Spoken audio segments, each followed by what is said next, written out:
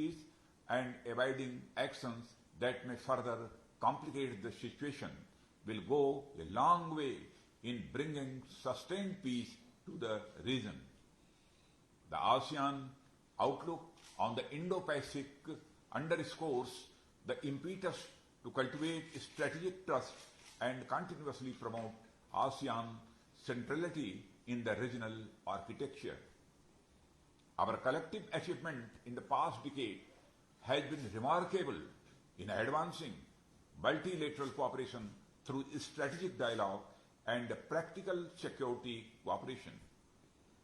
Our composition is another pillar of our strength, as it includes defense ministers of 18 key countries that are major stakeholders in the regional security dynamic.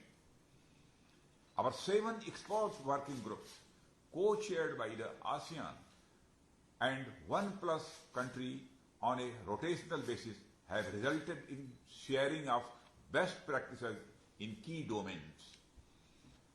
Exercises in maritime security, humanitarian aid and disaster relief, counter-terrorism and peacekeeping operations bring together militaries of the members of jointly train and build confidence.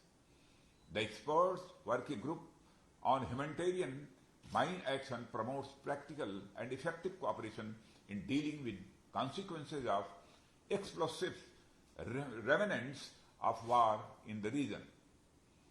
Cyber security and military medicine are at the forefront of our challenges today.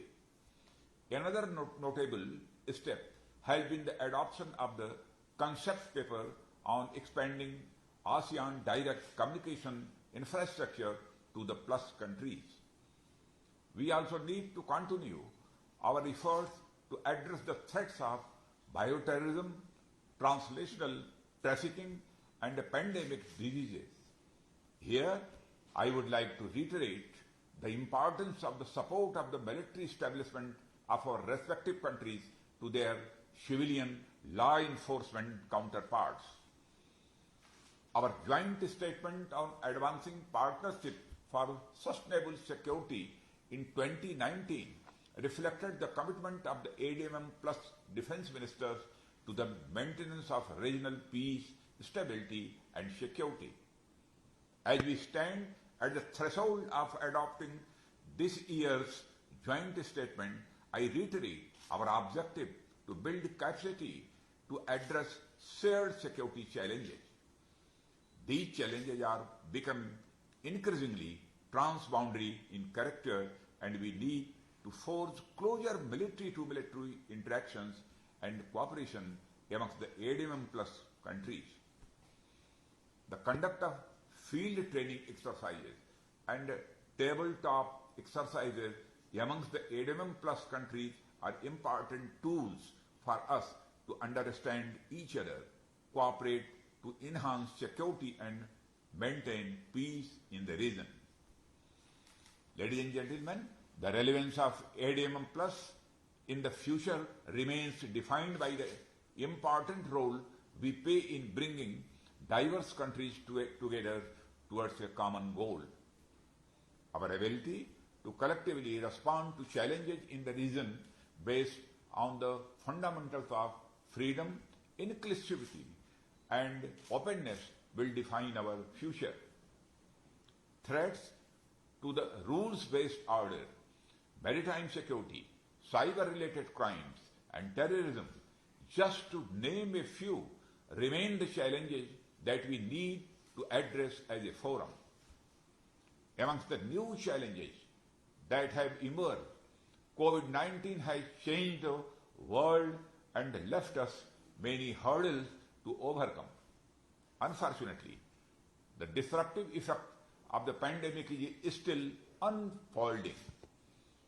The challenge is therefore to make sure that the world economy moves on the path of recovery, and when it does gather steam, to ensure that the recovery leaves no one behind. It has forced us all to reassess our healthcare infrastructure, focus on availability and affordability of vaccines and medicines, development of reliable supply chains, and highlighted the need for a strong collaboration in medical research. Since the virus does not respect national boundaries, the response to the pandemic also needs to be collective and collaborative. We are also aware of the efforts of our ASEAN friends in fighting this pandemic. It is our common challenge which requires endeavors at all levels. We appreciate efforts of all the participants and are constantly looking at imbibing the best practices as institutionalized by the members in fighting COVID-19. Finally, I would like to conclude by thanking Vietnam, the chair of the ADMM Plus 2020, for the conduct of the 10th anniversary celebrations of the ADMM Plus.